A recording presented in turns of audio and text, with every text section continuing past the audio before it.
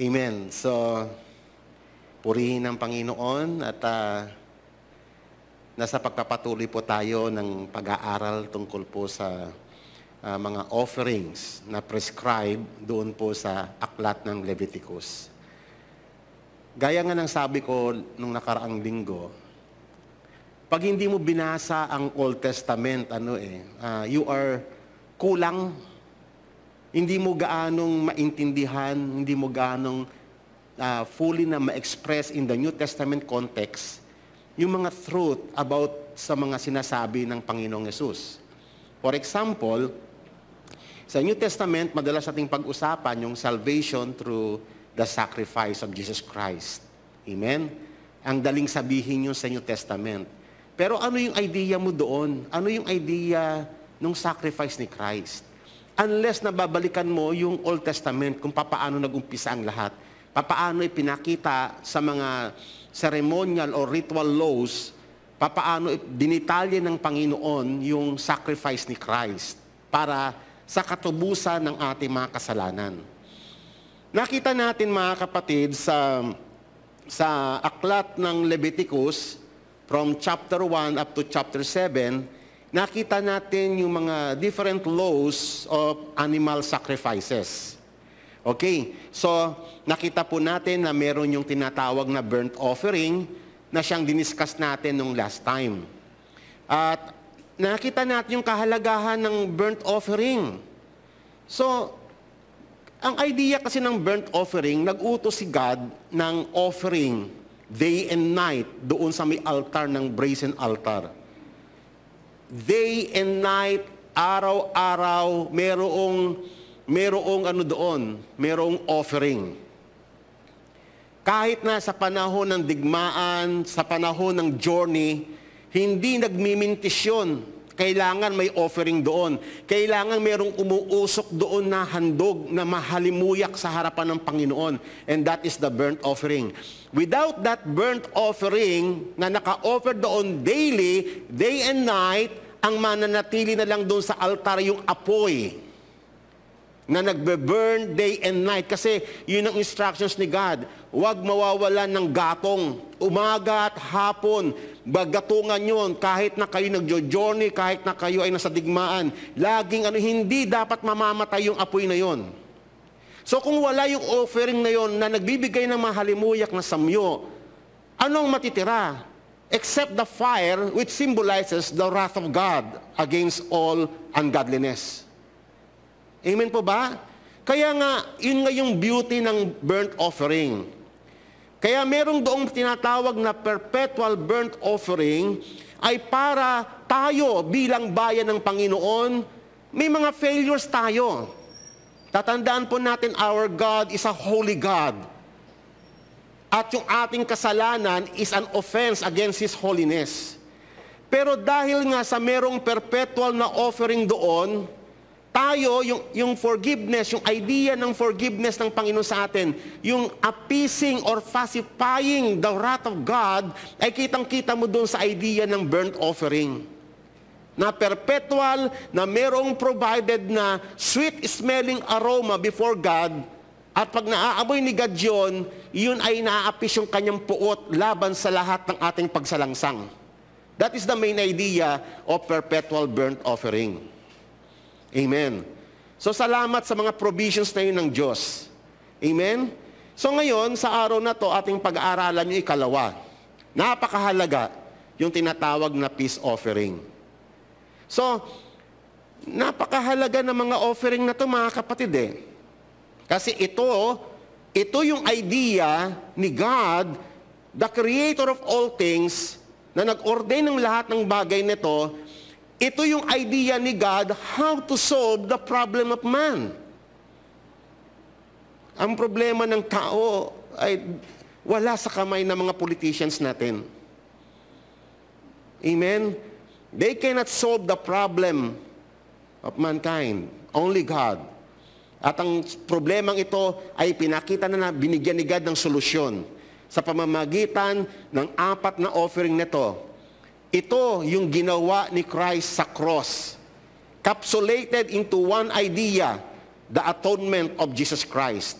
Kaya nga pag nakita po natin mga kapatid, yung mga katotohanang nakapaloob sa mga offerings na ito, then doon mo lang ma-appreciate yung ginawa ng Panginoon para sa atin. Lalo na sa modern days ngayon, na lumabnaw na eh. Naging very cheap na lang yung salvation na tinanggap natin sa pamamagitan ng Panginoong Yesus. Amen? So ngayon, pag binabalikan mo to, nare-recall mo, na-appreciate mo, nagpapasalamat ka sa Panginoon na ang laki ng habag na iniukol ni God sa ating lahat upang tayo makalapit at makapanumbalik lamang sa Kanya. Lahat ng ito ay initiative ni God. Wala tayong contribution ni katitingman. Amen? So, ang third chapter ng Leviticus was dedicated para ipakita sa atin yung law of the peace offering. Meron din yan sa may chapter, kasi dinistribute ni God. Yung the rest, meron doon sa may chapter 7 and the rest of the book of Leviticus. So ngayon, ang peace offering ay tinatawag din siyang fellowship offering. Kaya nga naiiba siya. Naiiba siya sa lahat ng mga offerings, unlike ng burnt offering, yung sin offering at saka guilt offering, lahat ng ito ay patungkol sa propitiation. Alam niyo po ba yung salitang propitiation? Yung inappease, yung wrath of God, yung sinatisfy, yung demand ng kanyang justice. Yun pong ibig sabihin ng propitiation. So yung burnt offering, yung sin offering, at saka guilt offering, doon po siya nakagir sa ideyang iyon ng pagpapawalang sala sa atin. Pero, ibang-iba ang feature ng peace offering. Alam naman natin mga kapatid, when we are talking about peace, we are talking about yung kapayapaan. No? Pero, ang kapayapaang ito, tatandaan niyo mga kapatid, this is not yung version ng mundo. Ang mundo, ay sariling idea siya ng peace. Compromise.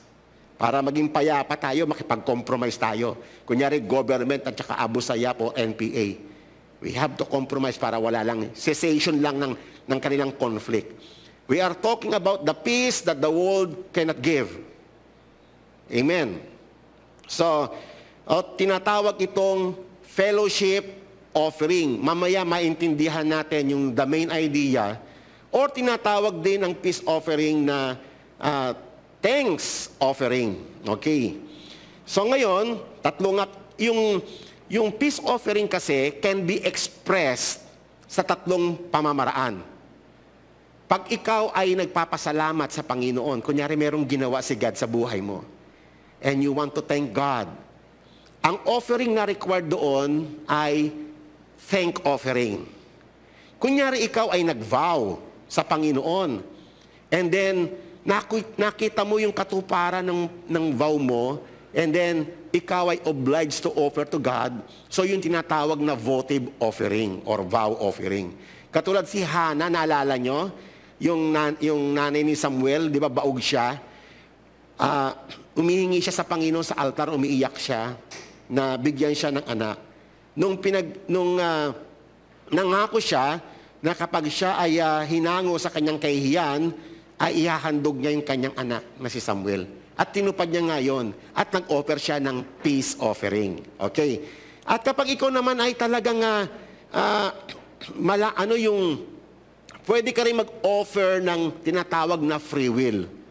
Kunyari, meron kang favor na natanggap sa Panginoon, tagumpay, nag-o-offer sila. So, sa tatlong idea na yan, ay nandoon yung idea ng pasasalamat sa ginawa ng Diyos sa pagtugon niya sa ating mga pangangailangan. So, doon umiikot yung idea ng peace offering sa tatlong iyan. Thanksgiving, vow, at saka free will offering. Okay? So, laging nandoon yung element ng pagpapasalamat. Kaya yung peace offering, sometimes it is called thanks offering. Okay? Laging nagpapasalamat. So ngayon, unlike doon sa may burnt offering na tinalakay natin last week, ay nandoon lagi. Sa lahat ng offering, it must be unblemished. Kasi sabi nga ng Panginoong Hesus, sabi nga ng Leviticus chapter 22, whoever offers a sacrifice of peace offering to the Lord to fulfill his vow, or a free will offering from the cattle or the sheep, it must be perfect to be accepted. There shall be no defect in it. So, yun ang matinding requirement ng Panginoon. Bawal yung defective na offering. Kaya bago sila pumunta doon sa tabernacle to offer, chine-check na nila ng maigi yun. Kailangan wala siyang yung physical defect, wala siyang sakit, wala siya yung mga sugat-sugat o ano pa mang mga galis, skin diseases. So, those that are blind or broken or maimed or have an ulcer or eczema or scabs, you shall not offer to the Lord, nor make an offering by fire on them on the altar of the Lord. Pag ginawa mo yan, it is an abomination. Okay. Either a bull or a lamb that has any limb too long or too short, you may offer as a free will offering. But for a vow, it is not accepted. Okay. You shall not offer to the Lord what is bruised or crushed or torn or cut. You shall not make any offering of them in your land, nor from a foreigner's hand shall you offer any of this as the bread of your God, because their corruption is in them, and defects are in them. They shall not be accepted on your behalf. Kaya nga, maganda yung idea na yun, mga kapatid. At yung idea na pag nag-o-offer ka kay God, knowing that God always demands the best. Amen? Yun si God. Kaya nga sa panahon natin ngayon, kasi nga nakalimutan na yung idea ng mga sacrifices in the Old Testament, minsan tayo yung ating idea ng pag-awit, tinatawag nating offering kay God. Yung ating idea ng pagbibigay, tinatawag nating offering kay God. Hindi na natin ino-observe yung idea, yung original intent ni God na it must be holy. It must be acceptable. Amen? Nawala na yung ganong concept eh. Kaya nga magandang lagi nating babalikan at sasariwain sa ating puso yung mga isinulat sa Old Testament para laging manariwa sa atin yung idea ni God, the heart of God ngayong New Testament. Kasi even in the New Testament, kinumadyan ni God. Naalala niyo ang Romans chapter 12? I beseech you, brethren, that you offer your bodies a living sacrifice, holy and acceptable. O nakita nyo, hanggang New Testament, yung idea is the same. Sapagkat ang mga ideyang ito yung naman nakapaloob doon sa Old Testament setup. Yes, natapos na yung idea ng animal sacrifices. Tapos na yun, but kasi iyon ay napulfill na kay Christ. But it doesn't mean yung mga elements, yung mga importanteng mga lessons na nakapaloob doon, it doesn't mean na buburahin mo na ngayon yan sa New Testament. Amen. So, unlike doon sa may burnt offering, na male lang. Kasi sa burnt offering, ang prescribed na animal is ox, kung herd, at kung flock, either goat or lamb, at sheep or pigeon or dove, kung ibon. Para kung may mahirap ka man, wala kang reason na hindi ka makapag-offering kay God. Amen? Kung mayaman ka, yun ang ibibigay mo. Bull, mahal ang bull. Yung mga bull na yan, mga matataas na breed yan. Hindi po katulad ng mga kalabaw ng Pilipinas. Mamahal po niyan, mga nasa 250,000 ang isa niyan sa presyo natin. Okay, so, Dito, sa peace offering, ang required ni God is male or female. Nakita niyo yung idea na si God ang nagde-define ng kung ano yung i-offer mo sa Kanya. Hindi tao. It is not the idea of men. Our worship is all about God. It's not the idea of men. We cannot invent our own way to worship God. It is God who defined the approaches sa Kanyang throne. Ito yung malinaw na lesson dito po sa tinatawag na animal sacrifices ng Old Testament. Si God ang nag-ordain papaano ang isang taong makasalanan ay makakalapit sa Kanyang mahabaging trono upang makapagsamba. Ang tao, ang mga churches, sa mahabang panahon is very genius in creating his own way of approach to God. May mga pausok pa yung iba, meron pang hydraulics, kung ano-ano mga na-invent na madagdag para ma-beautify ang place of worship. Ang pinaka-basic, mga kapatid, na ibinigay ng Panginoon sa atin ay yung confession natin sa finished work ni Christ on the cross. That is the only basis of our acceptance unto God. No more, no less. Amen? Hindi mo kinakailangang dagdagan. Naalala ko nga nung unang-una pa lamang, nung sila'y hinango sa Egypt, pagkatawid ng Red Sea, nagpagawa si God ng altar, stones lang, at mahigpit ang bili ng Panginoon. Huwag kang gagamit ng axe para itrim mo yung mga stones. Kasi pag gumamit ka ng tools, ang ibig pong sabihin nun, pagagandahin mo. Nandun kasi lagi yung idea ng tao nasa puso ng mga tao, ibig ng mga Christians, pagandahin nila, i-beautify, para sa bata ng mga tao. Maganda yung appearance ng altar, maganda yung appearance ng ano. Pero si God, hindi siya nai-impress doon. Yung stones na pinagpatong-patong, uncut, is pleasing unto Him. Kaya nga, yun nga yung point, mga kapatid. What are the things that pleasing to God? Of course, yung lahat ng bagay na inordain niya, na walang dagdag ang tao. Amen po ba? Yung simplicity ng faith is very essential magpahanggang ngayon.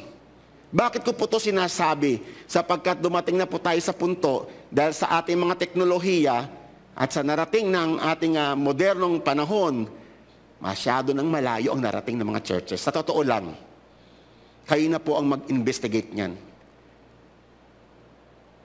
Kayo na po mag-investigate niyan. Ibang-iba na.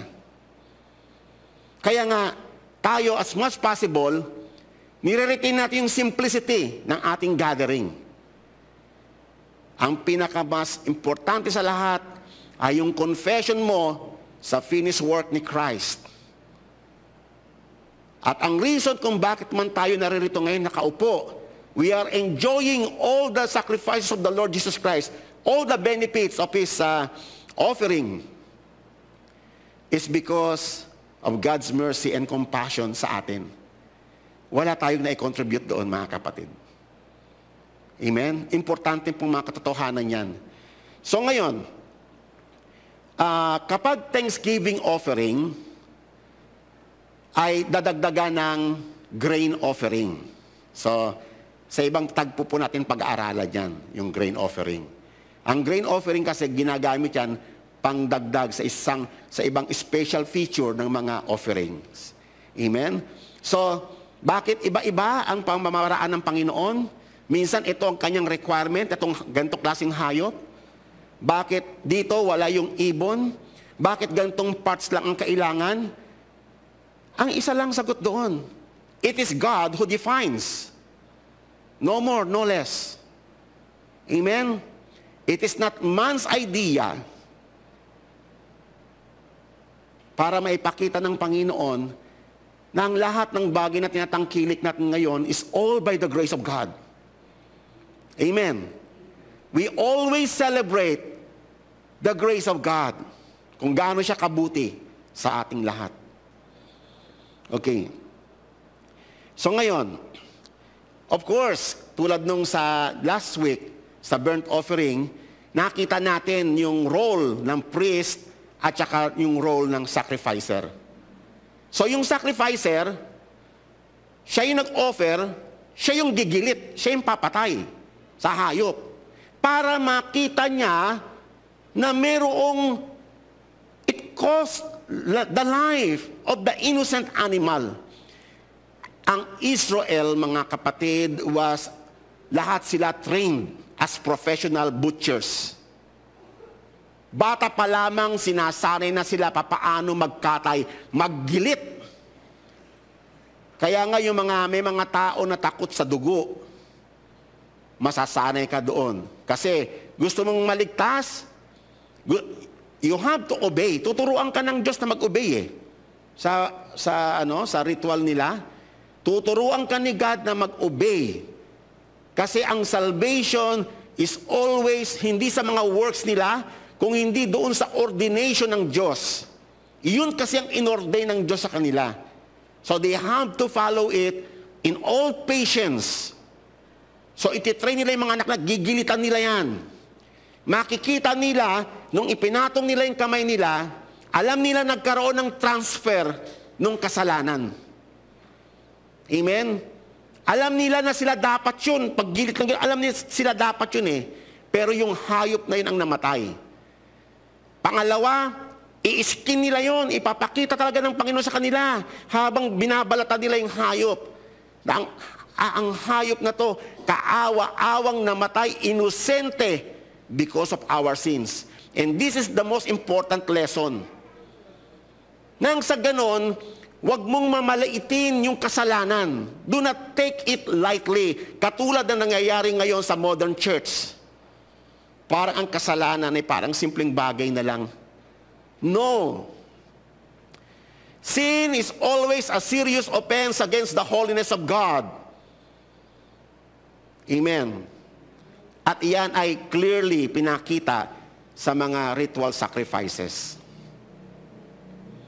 So ngayon, tapos tachap-chapin niya yon. Yung nag-offer yung sacrificer. Siya yung magchachap-chap nun. Ang trabaho lang ng priest, sahurin yung dugo at ibuhos ano man yung instructions ni God. Kung ang instructions ni God, dito lang sa may side mo ibuhos o sa palibot or sa mga horns, susundin nyo ng priest. Well-trained sila. They do not invent. Wala silang idinadagdag kung ano yung instructions nila, very carefully na sinusunod nila yon. Sapagkat ang lahat ng iyon ay picture of things to come na ginampanan ni Jesus para sa atin. They learned obedience. Sa animal sacrifices, kitang-kita natin nag-work yung faith and obedience for their salvation. Amen. But in the peace offering, ang peace offering kasi, gaya nga ng sabi ko sa inyo kanina, hindi siya, ang design niya ay kakaiba. Kakaiba siya sa lahat ng mga animal sacrifices. Hindi siya for propitiation. Siya ay para sa design for peace. The idea of peace. Kaya nga ang pagpato ng kamay is not by the confession of sin. Sila kasi dati noon, pag pinapatong yung kamay, kunyari burnt offering, sin offering, guilt offering, pag pinatong nilang kamay, they confess their sins. But this time, sa peace offering, iba.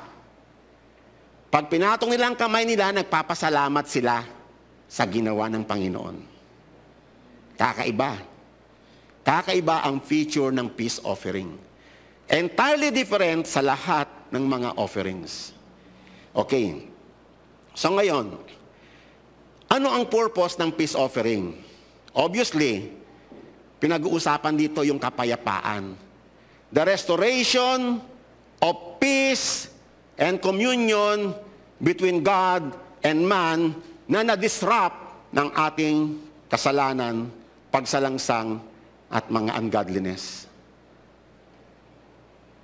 ibinigay ang peace offering so that tayo na inabot ng huling panahon, ay makita natin yung kahalagahan ng ginawa ng Panginoon, yung tinatawag na the ministry of reconciliation.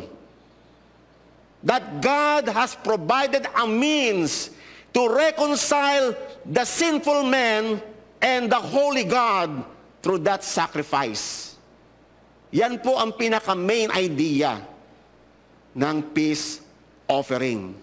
We are talking about enmity and reconciliation. We are talking about the enemies of God and fellowshipping with God.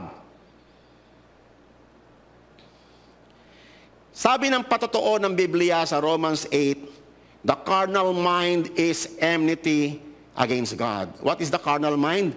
The mind that set on fleshly things. Ganyan-ganyan tayo, mga kapatid. We have been raised in this world, sa mundong ito na ating kinikulasan, na ito ang ating naggagabay sa atin. Sinful mind. At yung ating sinful mind is in enmity against God. Especially tayo na mga pagan. It is not subject to the law of God. For it is not subject to the law of God, neither indeed can be. Ayaw ang sinful man, gusto niya yung sarili niyang paraan eh. Ayaw niya yung paraan na itinuro ng Panginoon. Kaya nga sa atin, mga kapatid, na tinubos ng Panginoon, anong na-observe mo sa iyong sarili, mga kapatid? Tinuruan ka ng Holy Spirit na isubdue. Sinubdue tayo ng Panginoon, hindi po ba? Alam niyo ba kung baga sa kabayo, nilagyan tayo ni God ng harness. Kasi we are wild stallion. Ayan ang description ng Bible. Para tayo managdadambang mga kabayo na very wild. Pero tiname tayo ng Holy Spirit. Hinarness niya tayo so that itong sinful mind, itong sinful body natin, yung sinful mind, yung mga nakasanayan natin sa kasalanan, ay maturuan na lumakad sa daan ng Panginoon. Hindi madali. Tama po ba? Yung sinakbo nga lang ng galit natin, pag nagalit tayo, talagang para tayong bomba eh. Pero ang Holy Spirit, tuturuan ka talaga niyan, kikiskising ka ng Holy Spirit para matame yung anger natin. Amen. Kasi yung anger natin was trained, pinanday yan sa mundong ito na makasalanan. Ngayon, pag nagagalit tayo, natututo tayo mag-tone down because we understand na kinakailangan nating magpatame sa Holy Spirit. Amen? Tinitrain tayo ng Panginoon sa lahat ng area ng ating buhay, in every area of life and thought. Tinitame tayo ng Panginoon. Kaya nga sabi din sa may James chapter 4, verse 4, you adulterous people, do you not know that friendship with the world is enmity with God? Ganyan tayo dati. We love the world. Amen? Gusto nating gayahin yung mundo. Actually, yung mga napansin ko nga sa kalakaran ng mundong ito, may mga taong dakila, gustong-gusto ng mga taong nasa baba na makadikit sa mga taong dakila para yung influence nila ay somehow maano sila. Yan ang mga kalakaran ng mundo. Ang mundong ito, ang mga bagay na dinadakila ay mga bagay na abominasyon sa harapan ng Panginoon. Kaya nga, we are very far from the peace of God. So ngayon, mga kapatid, ang penalty ng ating violation sa covenant ng God ay kamatayan. Alam natin lahat yan. For the wages of sin is death. At ang isang nakakalungkot, kung wala yung peace offering ni Christ, kawawa ang tao. Kasi ang tao is a blemish being. He cannot make an atonement for his own sin.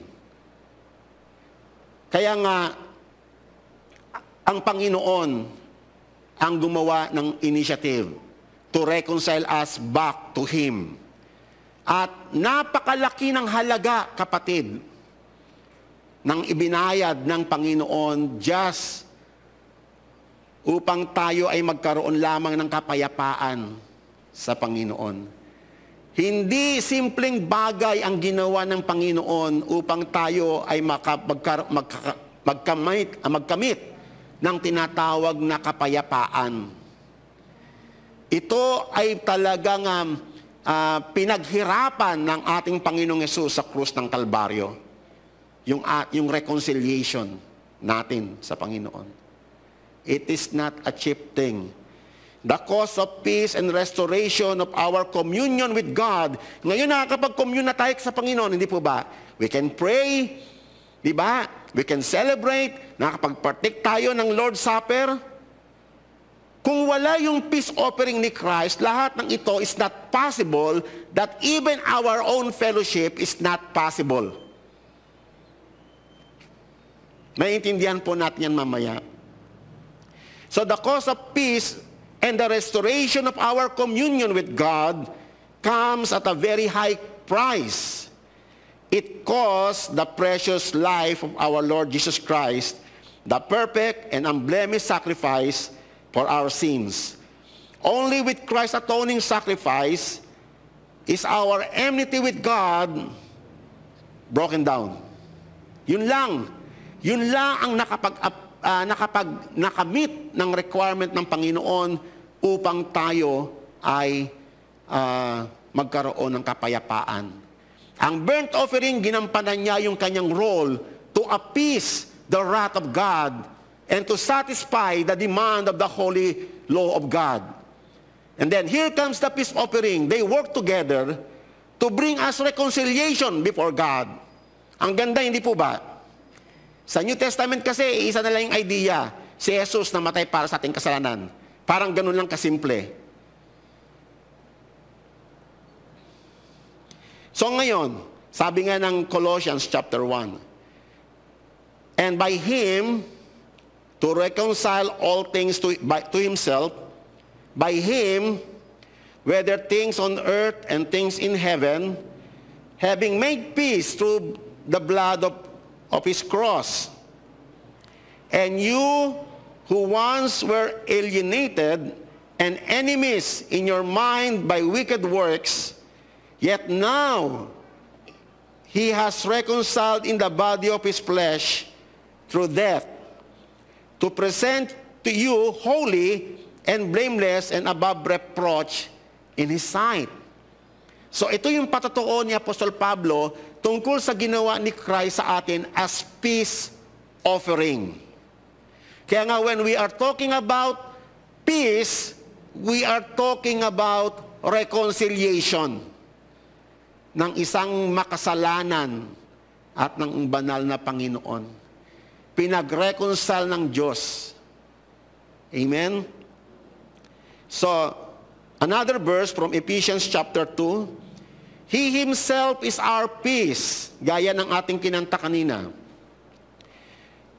who has made both one and has broken down the middle wall of separation, having abolished in His flesh the enmity, that is, the law of commandments contained in ordinances, so as to create in Himself the one man, the one new man, from the two, making peace, and that He might reconcile them both to God in one body through the cross, thereby putting to death the enmity.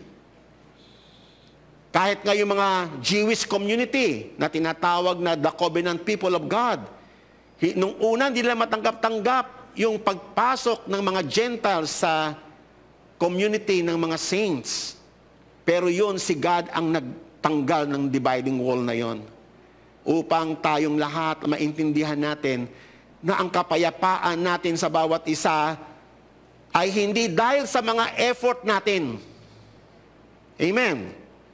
Amen po ba? Amen. Ang kapayapaan na nag-exist sa ating kalagitnaan was not an effort of man, but by the grace of God.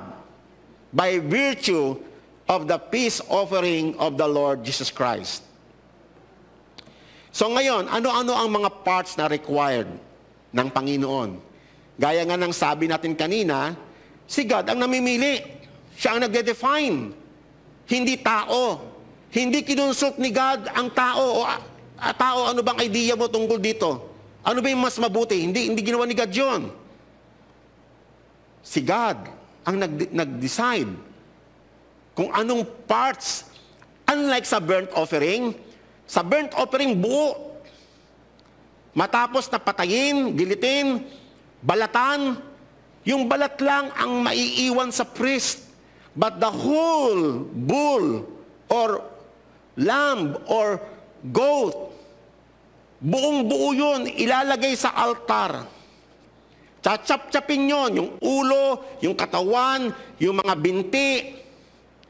Nakakamada yun sa altar at susunugin yun para maapis ang wrath ng Panginoon. But in the peace offering is far different. Sapagkat ang required lang ay yung kidneys at mga fats. Yan po yung baka, yun po yung inwards niya. Tapos ito po yung liver niya, yung nasa taas, yun po yung kanyang kidneys. Ganyan po kalaki yung kidneys nung baka. Dalawa po yan, ibang-iba yung itsura niya sa kidneys ng tao. Yan lang po ang required. Ayon sa definition ng Panginoon, yun lang ang kailangang ihandog. Plus, lahat ng taba. Taba na nasa may liver, taba na nasa kidney, taba doon sa loob o nakapalibot man doon sa may lamang loob, sa bituka. Yun lang ang dinefine ni God na kailangan niya para sa peace offering. Amen. Kaya nga sabi ng Panginoon sa may verses 3 to 4, then he shall offer from the sacrifice of the peace offering an offering made by fire to the Lord. The fat that covers the entrails, bituka po yun, and all the fat that is on the entrails, the two kidneys, and the fat that is on them by the planks. Lahat ng taba na dito makikita. And the fatty lobe attached to the liver. So, lahat ng taba, lahat ng iyon ay tatanggalin at iyon ang iyong offer to make peace offering. Amen? At mahigpit na pinagbawal ng Panginoon na kainin ng taba. Sabi niya sa may chapter 3, verse 16 to 17, at makikita niyo pa yung iba sa may Leviticus 7, 29 to 36. Yung regulations, talagang pinagbawal niya yung pagkain hindi lamang ng dugo, pati taba. For what purpose? Pinag-aralan natin yan na nakaraan. There is life in the blood, yes. But, dahil nga sa inordain ni God yung blood for atonement, dahil nga pinipicture niya yung blood ni Christ in the future, pinagbawal niya yun. Amen? Yun lang ang purpose nun, mga kapatid. For atonement. Making atonement, kaya pinagbawal yun ni God. Pero basically, mga kapatid, magpahanggang ngayon, tayo kasi mga Gentiles tayo eh. Di ba? Ang basis ng pagkaan ng ating salvation is not by food. Kung hindi, tignan mo na lang mga kapatid, basically, di ba, tayo gustong-gusto natin dinuguan eh. Gustong-gusto natin yung taba. Pero alam niyo ba, parehas siyang pinagbawal sa Biblia. Kasi yan, nung time na yon, it was designed for sacrifice. Pero tapos na tong figure na ito. Figure lang ito eh. Shadow lang to ng things to come. In-accomplish to kay Christ. Pero ngayon, may papayo mo ba na kumain ng tao ng taba at saka dugo? Ako kumakain ako eh. Pero it doesn't mean, di ko ini-endorso yan sa inyo.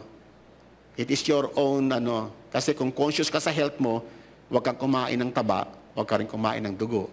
Ang dugo, carrier talaga yan ng disease. Pero kasi Gentiles tayo eh. Sanayan natin kumain ng dinuguan. Kakain ka ng bacon, alam naman, tanggalin mo yung taba.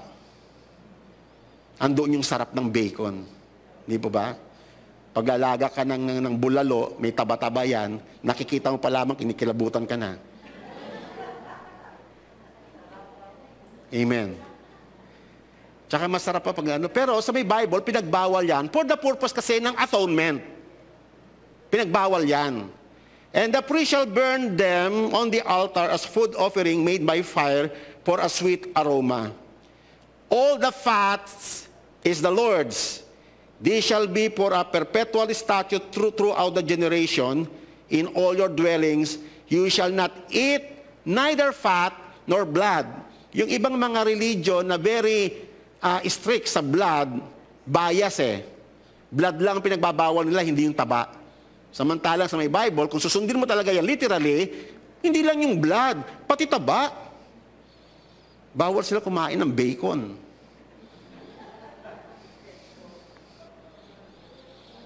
Kasi bakit po taba? No? Ang taba kasi is the best part. Kasi, figuratively speaking, even yung, kunyari, yung land of Egypt o yung land of Canaan, that fat, sabi nga nun, the fat of the land, hindi tumutukoy yun sa literal na, kundi yung the best part. Pag sinabi mong mataba yung lupa, di ba tayo hanggang ngayon ginagamit natin yun. Maganda yung lupa para taniman. Yun ibig sabihin nun eh. So, nung ginagamit ni God itong taba, ay the fat of an animal was regarded as the center and source of his life. Vital yung taba para sa mekanismo niya, sa kanyang function. Amen?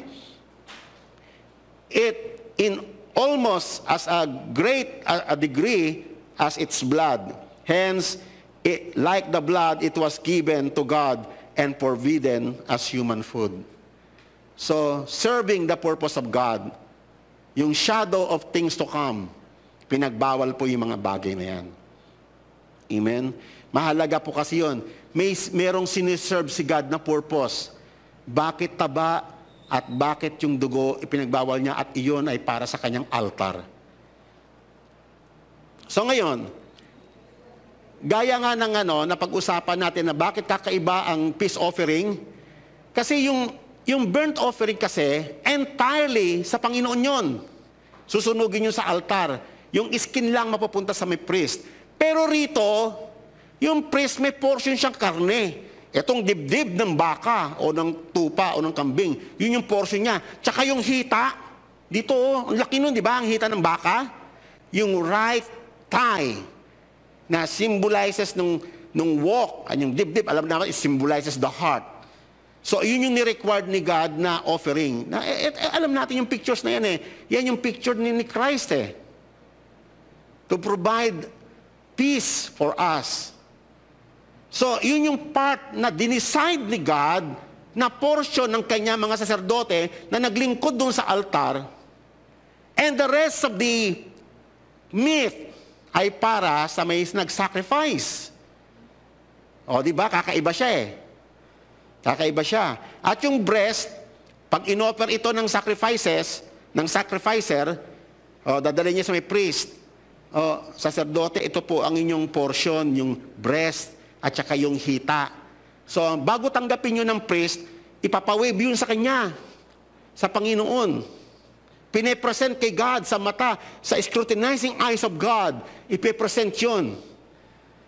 Tatandaan po natin mga kapatid, before it will be accepted, it must be holy. Amen? It must be holy. Para maging acceptable yung peace offering, making peace with God. Napaka-elementary ng pagtuturo sa Old Testament. Amen? Sa atin ngayon, parang gano'n lang natin tinitake, Hi, we have peace with God. Pero what is your idea? Paano yan sinettle ni Christ sa cross? Magkakaroon lamang tayo ng idea if we study yung mga laws of the sacrifices. Then, the rest of the meat ay mapupunta na doon sa nag-sacrifice para sa covenant meal. Yan. Ito po yung kakaiba kasi sa may peace offering. Meron tinatawag na covenant meal, magkakainan. Magkakaroon ng eating fellowship. Ngayon, kasi tatlong klase yung peace offering. Sabi ko nga kanina, meron yung Thanksgiving offering, meron yung votive or vow offering, at meron din yung free will offering. Pag Thanksgiving offering, you have to consume the meat in one day only. But pag kung vow or free will offering, pwede mo siyang i-consume in 2 days. Pero, pag lumagpas ka sa specified time, sa limit na binigay ng Panginoon, hindi na yon acceptable yung peace na ino-offer mo kay God. Napaka-costly ng peace, hindi po ba? Sa Old Testament, kung ikaw nandito, talagang pagkatrabaho mo, kasi they are oriented na yung kailang offering must be acceptable to God. Yan ang motivation nila. Yan ang training nilang lahat. Unlike ngayon sa New Testament, wala nang pakialam, basta mag-offer ka lang, kanta ka na lang, bahala ka sa sarili mo. Hindi na iniisip yung idea ng it must be holy, it must be acceptable. Amen. Sila very careful kasi gusto nilang matanggap yun ni God eh. Talagang na-train sila na dapat ito ay maging acceptable kay God, papasa ito sa standard ni God. Tinuruan talaga sila sa ganong literal na procedures. So nakikita nyo yung idea ng faith at saka obedience nagwo-work. Kaya nga ang sabi rito, if any of the flesh of the sacrifice of his peace offering is eaten at all on the 3rd day, sa case ng votive at saka free will, it shall not be accepted or shall it be imputed to him. Wala siyang benefit na makukuha. It is rejected offering. At ayaw nating mangyari yun, mga kapatid, hindi po ba? At sila rin, ayaw rin nila mangyari yun. Kaya see to it na makonsume yun within 2 days. Hindi, whatever left, yung mga leftovers ay susunugin. Yun ang instructions ni God. Susunugin yun. Kung kunyari, ang na-consume mo lang, 1 kilo lang. Ilang kilo yung back na tira. Susunugin lahat yun. Amen. It shall be an abomination to him who offers, and the person who eat it after sa 3rd day shall bear his guilt. Ano po ba ibig sabihin nun? Another instruction sa may Leviticus 19. If you offer, inulit-ulit ni God and if you offer a sacrifice of a peace offering to the Lord, you shall offer it of your own free will. It shall be eaten the same day you offer it. And on the next day, and if any remains until the 3rd day, it shall be burned with fire. And if it's eaten at all on the 3rd day, it is an abomination. It will not be accepted. Therefore, everyone who eats it shall bear his iniquity. Magkakasala ka lalo sa Panginoon. Nag-offer ka na nga, lalong nag-multiply pa yung kasalanan.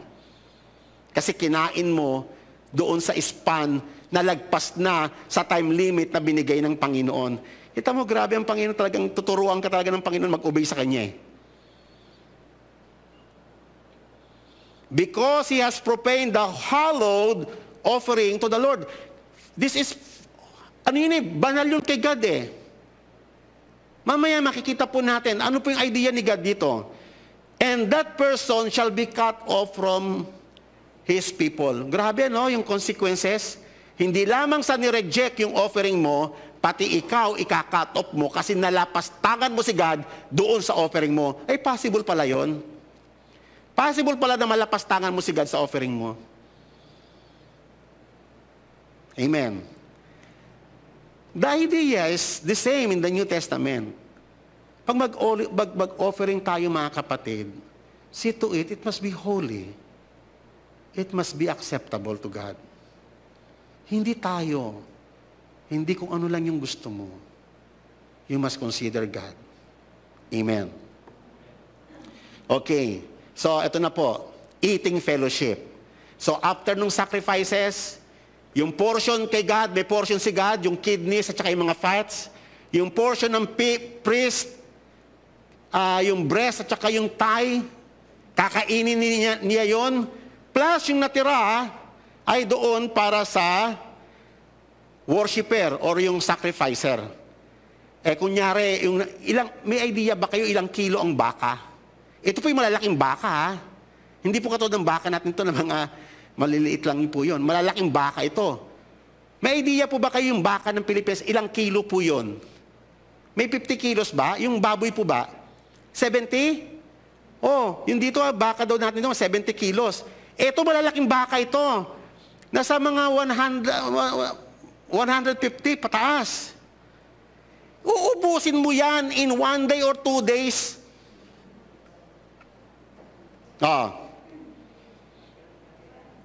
Manghihinayang ka, hindi po ba? Manghihinayang ka kapag hindi mo naubos kasi susunugin yon after that day, the following day. Kung Thanksgiving, within 1 day, ubusin mo 150 kilos. Ilan ba ang kaya mong ubusin sa maghapon? Ilang kilo? Isa lang. O kung 2 days, 2 kilo. Gusto mo bang masayang yung the rest of the meat? Gusto niyo masayang? Wala. So anong gagawin mo? Mag-invite ka. Kaya ang ginagawa na nag-i-invite sila, kasama pag nag-offer sila ng peace offering, kasama yung mga pamilya, kamag-anak, kaibigan, pati yung mga mahihirap, kasama. Ang dami na kumakain kasi sayang yung offering. That's the whole point. The whole point of peace offering is fellowship with the Lord. You are sharing the peace of God sa mga taong ito.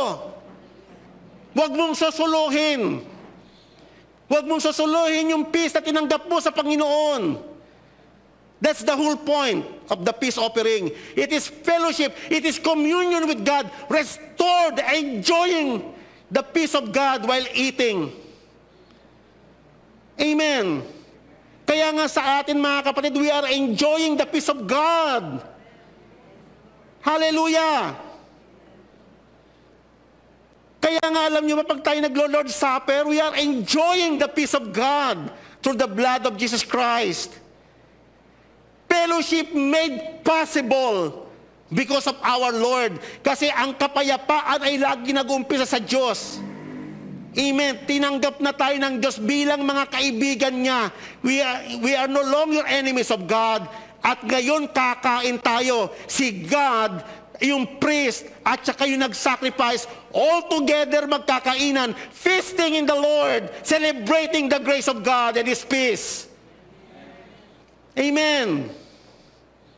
Kaya nga napaka-wonderful na idea ng peace offering. Kakaiba sa lahat ng mga offering. Amen.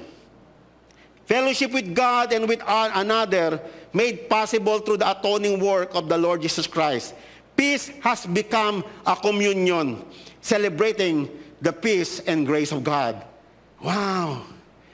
Amen. Magkakainan. It is festival. Ang peace offering, kaya kakaiba siya. At alam nyo ba ang isang maganda sa may peace offering?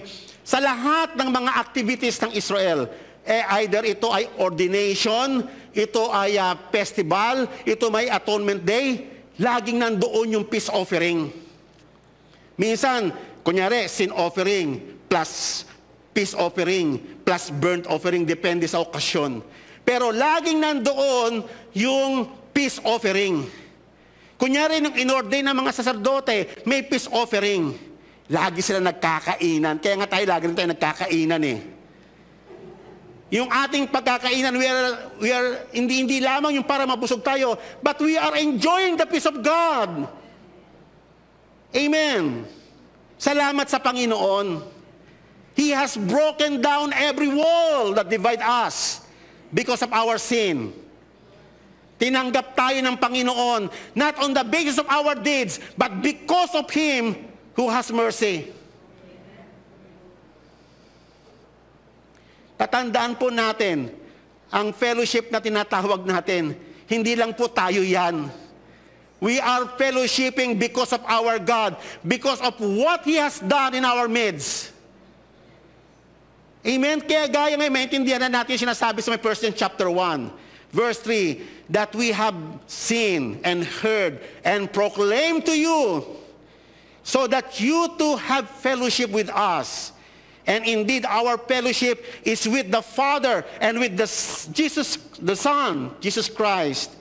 And this is the message we have heard from Him and proclaim to you, that God is light and there is no darkness in Him at all. If we say that we have fellowship with Him while we walk in darkness, we lie and we do not practice the truth. But if we walk in the light, as He is in the light, we have fellowship with one another, and the blood of Jesus Christ cleanses us from our sins. Anong pinag-uusapan dito? It's all about the peace offering.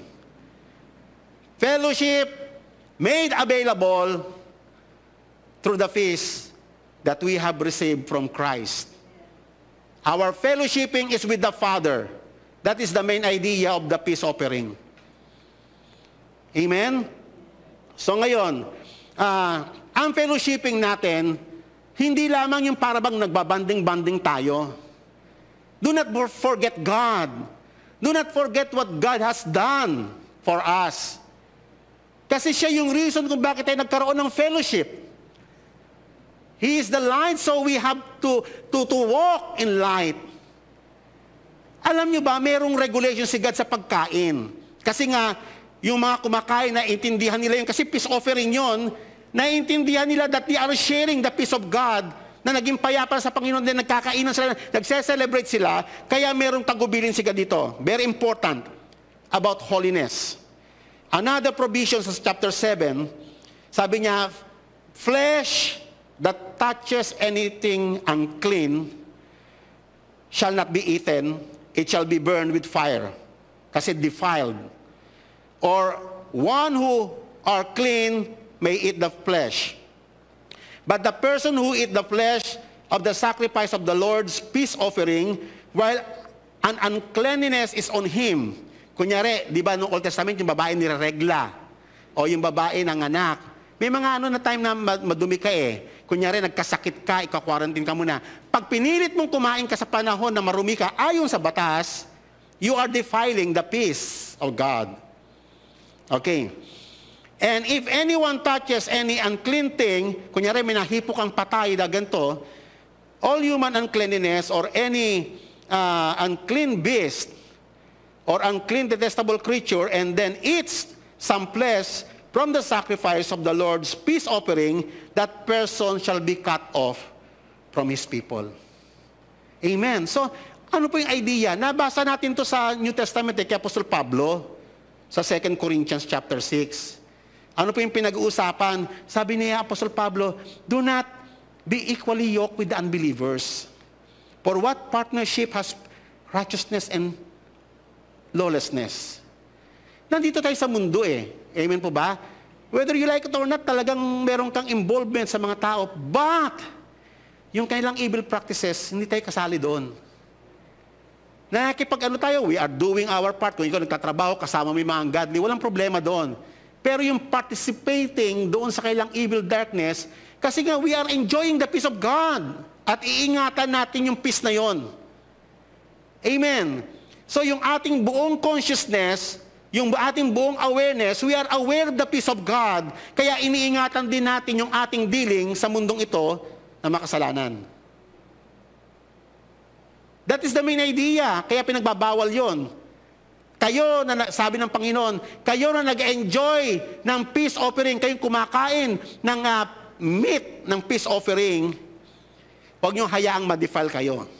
Tama? So, that is the idea. Or what fellowship has light with darkness? Ano nga naman, kapatid? Magkaiba eh. Magkaiba na tayo. We are now at peace with God. Sabihin nga po ninyo sa inyong mga sarili, we are now at peace with God. Yan po ang tatandaan nyo, hindi na po kayo enemies of God. Amen po ba? Amen. Tayo ay binilang na kaibigan ng Diyos. Yan ang mga katotohanan. What agreement, what portion does a believer share with an unbeliever? What agreement has the temple of God with idols? For we are the temple of the living God, as God said, I will make my dwelling among them, I will walk with them, and I will be their God, and they shall be my people. And this is the atmosphere ng lahat ng kumakain ng peace offering. Na ang Diyos ang nasa kalagitnaan. And therefore, go out from their midst and separate from them, says the Lord, and touch no unclean thing. O, nabanggit yun kanina sa Leviticus chapter 7 about peace offering. Do not touch what is unclean. Kasi ikaw ay kasalukuyang nag-enjoy ng kapayapaan mo sa Panginoon.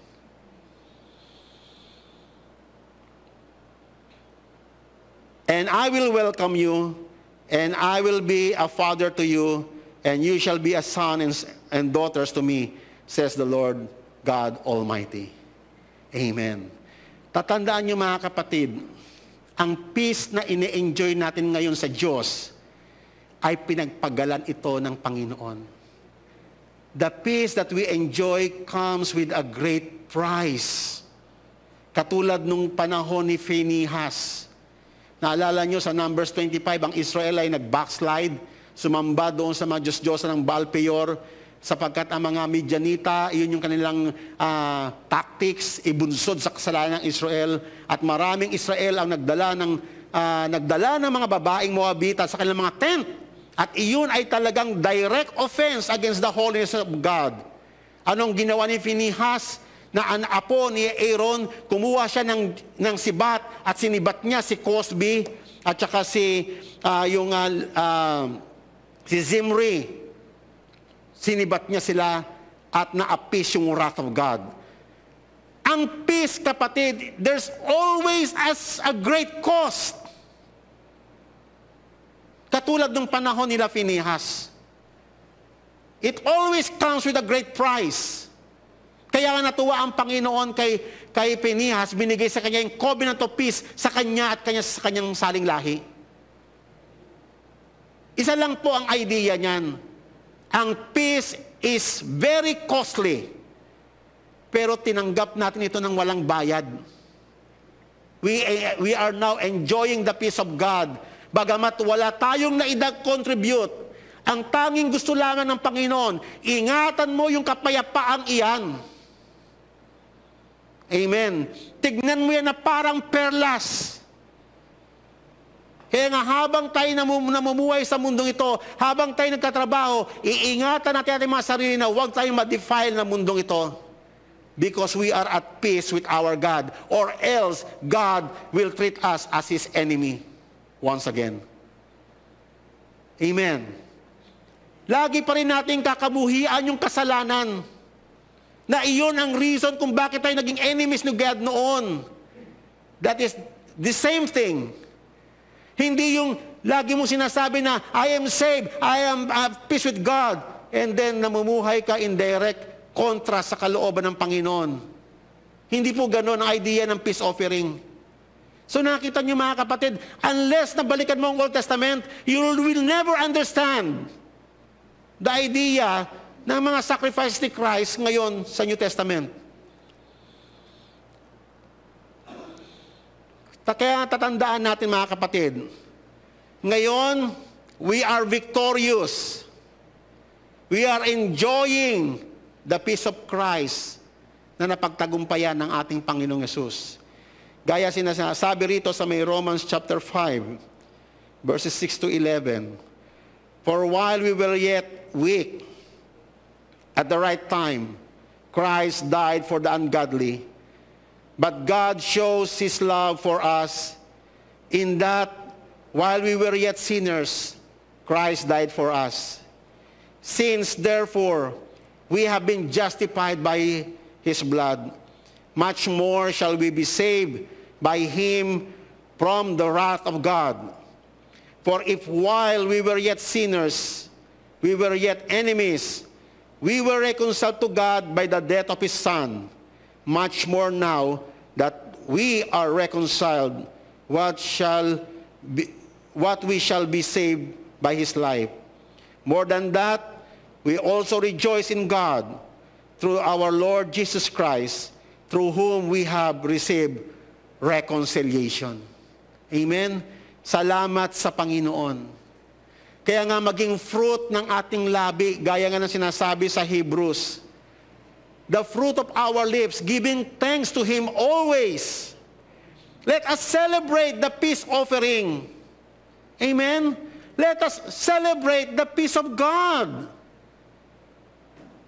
Hindi biro yung peace na tinatangkilik natin ngayon that we enjoy right now. It comes with a very great price, the life of our Lord Jesus Christ. Kaya ingatan natin ito mga kapatid. Ingatan natin. Tayo ay nagkaugpong-ugpong. Tayo ay naging iisa dahil sa Panginoong Yesus. Always remember that. Every time we partake the Lord's Supper, every time nakakain ka ng tinapay na yon, isang piraso, katawan ng Panginoon nagkaluray-luray upang tayo ay maging iisa sa Kanya. And now we are enjoying the peace of God. We are at peace, eating with our families, with our friends, with our brethren, because we are at peace with God. Never forget the peace of God. Amen? Ituro niyo po yan sa inyong mga anak. Purihin ang Panginoon at nawa, nakatulong po sa atin ang mahalagang paksa sa araw na to. Tayo pong lahat ay tumayo. Hallelujah. Panginoon, nag-uumapaw ang aming puso sa pasasalamat sa iyo. Sapagkat kami na mga makasalanan, kami na mga mahihina, ay tinulungan mo na makalapit sa iyo. Tinulungan mo kami na may reconcile kami sa iyo sa pamamagitan ng iyong mga ginawa, sa iyong mga kahanga-hangang gawa sa krus ng Kalbaryo. And now, O Lord, this is the truth. This is your testimony that we are now at peace with you, not because of our deeds, not because of our own efforts, but because of the Lord Jesus Christ, who made peace between us and you. And you accepted us with your presence, O Lord. And we eat together, Father God. We have fellowship, and you prepare a table before us in the presence of our enemies. And you dine with us because of that sacrifice. Thank you, Lord. Thank you, Lord, for the fellowship. Ang idea ng fellowship ay hindi po galing sa amin, Panginoon. It is conceived in your mind, O Lord God. And now we have fellowship in one another because we have fellowship with you, Father God. Nawa ang katotohanan ito ay huwag namin makakalimutan, magpakailan pa man, at ituro namin sa aming mga anak at sa lahat ng aming mga nasasakupan that the price of peace is very high. And now, O Lord God, we receive it by faith. And we are enjoying your grace. Thank you so much, Father God. We worship you, Father, and we adore you. And we give you the highest praise and adoration. In Jesus' name we pray. Amen. God bless you all.